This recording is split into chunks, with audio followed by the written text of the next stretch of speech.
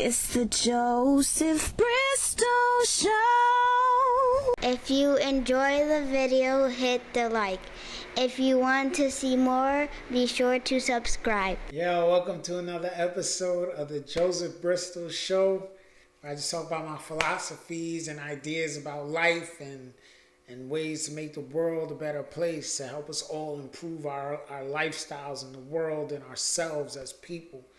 And today, so as you know, most of the JB show, like the way I've been trying to do it is I either do the voice recordings, right, where I, whenever I have an idea for a JB show or like some type of philosophy or something, I literally like record myself talking about the idea, and then I go further into details here in the episode. Or I got the whiteboard, and the whiteboard is from my tablet. So basically what I would do is I would write out the ideas as I'm talking to you about it, the philosophy, and I would be sharing that screen, and we would be going through the idea together in a deeper, more deeper and meaningful way. At least that's what I like to think. But another way I like to do the JB show is right here in my Notion. I just put in notes, and I actually need to do a "Ooh, what's that about" Notion, so that the people can know the program that I'm using. But I really like Notion, and I use it for my budgeting. I use it for my So I use it for my budgeting. I use it for my notes taking. I've recently been using it for my ideas for my books. So writing out my book ideas, actually starting to write the book, because I got a lot of ideas for a lot of different books and movies. And so when my mind is just on one and then it jumps to another, I just kind of jump between them and write the ideas in there. So today I want to talk about these things matter. Like, I want to talk about specific ideas that matter in life that we have to really like understand to keep in the forefront and most important in our life. And this is for all of us, man, woman, and child. It doesn't matter. Ambition or desire for better, right? So you should always have ambition and a desire for better. Always. Don't get comfortable in just what you have, because the life that God wants for you, that your higher self, that your spiritual wants for you, that whatever you call it wants for you, is way more than what you imagine you want for you. It literally is. It's like way more. You couldn't even fathom it, because remember, there is a life that exists beyond your imagination, where every possibility that has ever occurred or ever could occur for your life is occurring all simultaneously.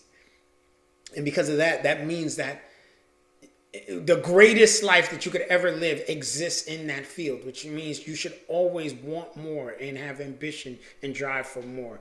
Money solves 99% of our problems. That's a fact. But remember, money is a tool to solve these problems. So whatever problems you're having in life, if you just got a little more money, you could probably solve that problem. I mean, literally, it doesn't, you name it, your health, relationship, your children behaving sporadically, mental problems, addiction, disconnected family, not having a family, having no one to love, friendships. I don't care what the problem is. I'm almost certain money could solve that problem. Now, again, how you use the money to solve the problem. So, for example, let's say you're addicted to drugs. You're addicted to drugs, and you end up getting more money, right? How does that solve the problem? Well, there's multiple ways that the money could solve that problem. You could use the money to do more drugs, and so now you can pay for your addiction, and you have no problem. You can pay your bills and pay for your addiction. Or you use the money to pay for rehab to help you get off of the drugs and the addiction and better yourself. So there goes the pros and the cons. Same thing with a relationship. Nobody loves me, and I feel unattracted. Nobody wants me. Okay, get you some money, dog. Get you some money. You know what I mean? Because if you're getting you some money, just having more money, is going to build up your confidence, because you have a much easier and simpler life Two, having more money will allow you to look the way that you want to look, that would make you think that you'd be more attractive because you have the money to pay for whatever it is that you need to do to look how you feel, would make you more attractive. So like I said, money solves almost everything. Two is better than one. Get you a partner, focus on you, then y'all, then others, like kids and family. So again, two is better than one. If you single and you thinking to yourself, oh, I love being single, the single life is great, that shit trash, bro. There's literally a cost to being single. Look it up. Go on YouTube, go on Google, and literally type in the cost of being single. The singles tax, singles cost. Like, look it up. There's literally a mathematical equation that explains that being single is actually not a good thing. It's not. You need to find a partner. You need to find another person. Even spiritually speaking, every spiritual book says that man is not to be alone. Man, as in humans, people are not to be alone. You need a partner, and not just a friendship. You need a romantic partner, because that connection with a romantic partner, the benefits of that far outweigh the benefits of family and friendship. Now, obviously, I'm not telling you to just go out and get with anybody and everybody, because some people are trash partners. They're not good people. They're just trash. In which case, that's why it goes into get a partner and focus on you. So really, you should always be focused on you. You first, building yourself, being a better person, growing, having ambition, trying to resolve any inner trauma or inner emotional locks that could be inside of you. Then you focus on y'all, so your relationship with the other person, right? Or them. Realistically, it would be your relationship with them. And then you focus on others, like when y'all have kids, or y'all family, or y'all joint friends, or your friends that you have individually with one another, right? And then boom. Every day you get older, the time will pass anyways.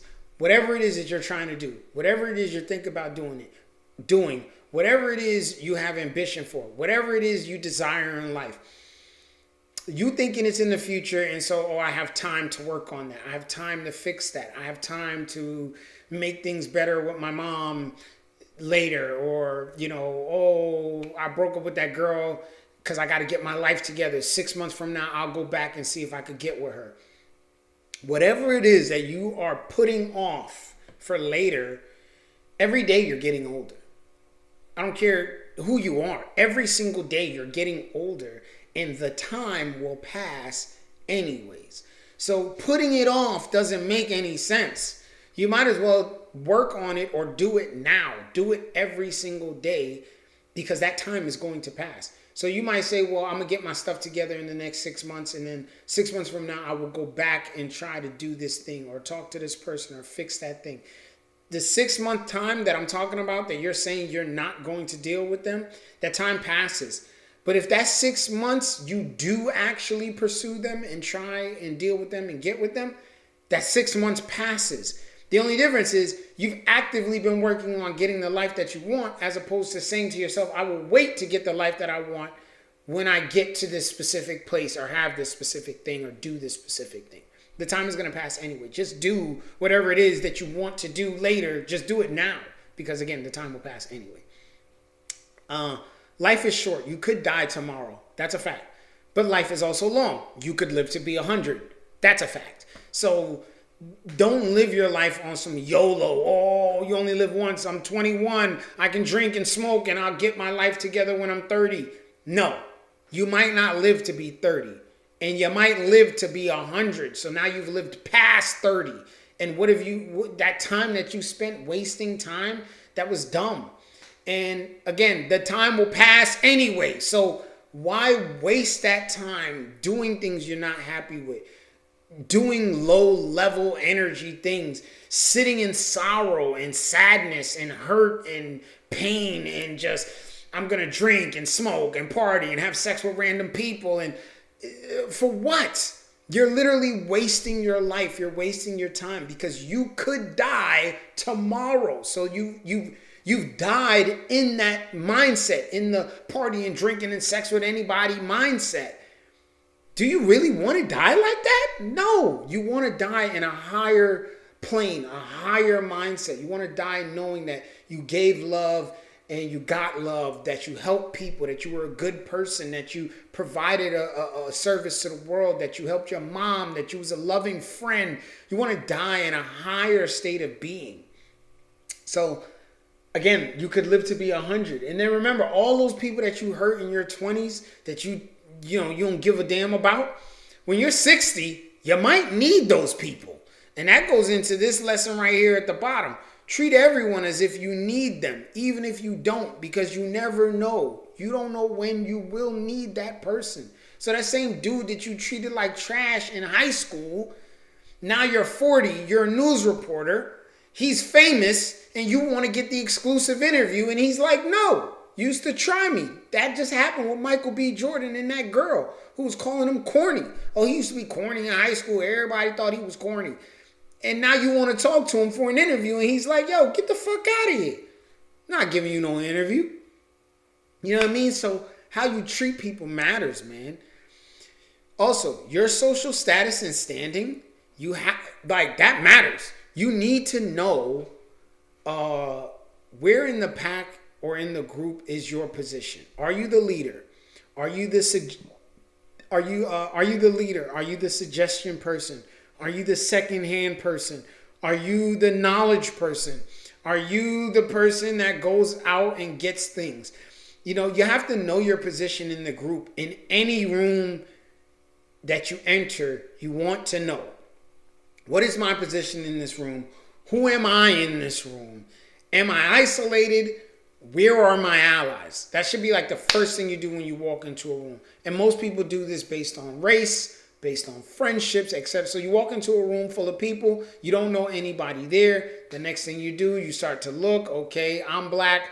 Look, there's 5 black guys over there. Everyone else seems to be white. I'm going to kind of go see what type of black guys these are. So you go over there, you try to talk to them because it's like, hey, I'm black, you're black, we're all together, bro. We in this group together. And then within that group, you need to figure out, okay, well, who am I within this group? This guy's a jerk. That guy seems like he's got a lot of confidence. He seems like the big guy. This guy is like just standing there. He ain't saying a word. You know what I mean? So you want to know your thing in the group. Once a man, twice a child. So when you hit that, what does that mean? In the beginning of your life, you are dependent on another person. You need other people in order to survive. You are a child. Then you reach the middle stage of your life where you are independent. You can do for yourself. You're self-sustainable. You do whatever you want. You are an independent person, right? And then you reach the back end of your life where you get old and you need other people. You need help. You need assistance. That independent stage, when you can do whatever you want to do, during that stage, you should help other people. You should be there for other people. Most of us during that stage that's when we actually have children. That's when we decide that we're going to have children and we're taking care of those children.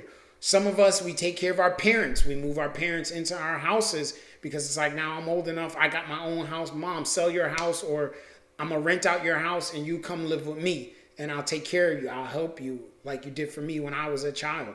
So once a man, twice a child, which really it should be once independent, twice dependent. That's how life functions. And then the last and final lesson I want to leave you with that, we really need to keep in mind. And I probably could have did it on the whiteboard, but this would have ended up being like an hour-long episode because I would have just written out a bunch of details on these ideas that I'm having. So better I just say it. Last and final thought. You are the love of your life. You are your best friend. You are your biggest fan. You are your biggest enemy. But you are not your thoughts. You are not your past. You are not your ego. You are the voice that does the speaking. Your future self is waiting for you. So one thing about the past that is big to me, I know I'm not my past. I have a past. I've done a lot of things to a lot of people. And, that's just life, right? And I can't change that. It is what it is. I did what I did. But who you are now will reflect whether or not you learned from your past. It will show whether or not you're different. For example, if you're a girl who Used to be a hoe. Used to just sleep around with a bunch of dudes and drink and just have sex with a bunch of random guys and just sleep with dudes. And now you don't want to be that person anymore. Then your actions, who you are, is going to show that you don't want to be that person anymore. You don't go out like that anymore. You don't drink like that anymore. You don't talk to 4, 5, 6, 7 guys anymore. You don't do casual sex anymore. You don't have no friends with benefits anymore. If it ain't a relationship, you're not being sexual. If it ain't clear and like, hey, what are we? Like, what are we doing? Like, are we dating? Are we dating to get married? Because I don't want to date you for 3, 4 years just to have sex with you and then you don't even want to marry me. No, I date to get married. Oh, well, you done slept with 30 dudes. I'm not marrying you. Blank, you cut them off. You move on. No problem. You move on with your life and you find you a man that is okay, that understands that everyone has a past. Everyone makes mistakes. But he sees that you're trying to be better, that you're doing better. You're not just trying to be better. You are, in fact, better. You are a different person. You're not that girl that you used to be. You're not that person. You're a different person now. And it's the same thing with guys. Like it's the same thing with anybody. You are not your past. You are who you are, the voice that does the speaking. That's you. You are the consciousness watching yourself, watching your thoughts, hearing them, responding to your thoughts. That's who you are. So don't let your past define you. Don't let it hold you down. Don't let it hold you back. Don't do it. And don't let your ego be your voice. Don't let your ego be the person that you are. They can't talk to me like that. Don't do that. You're not your ego. You're not your ego. You know what I mean? So I wanted to end on that note, but seriously, bro, you are the love of your life. When you meet another woman, you're, I love her. I love her so much. I love her. I get it. She's not the love of your life, though. The love of your life is you. You are the love of your life. You are your best friend. You are your cheerleader. You are your worst enemy. The person who's going to say the meanest things to you is you. You're the one who's going to say the meanest things to yourself. You're going to treat yourself the meanest. It's you. It's you. So be your best friend. Respect yourself. Have dignity for who you are. Have honor. And just love you as much as you possibly can. And with that being said, thank you for watching another episode of the Joseph Bristol Show. Let's all remember, man, we all out here trying to do the same thing. Survive and be happy. Y'all stay blessed.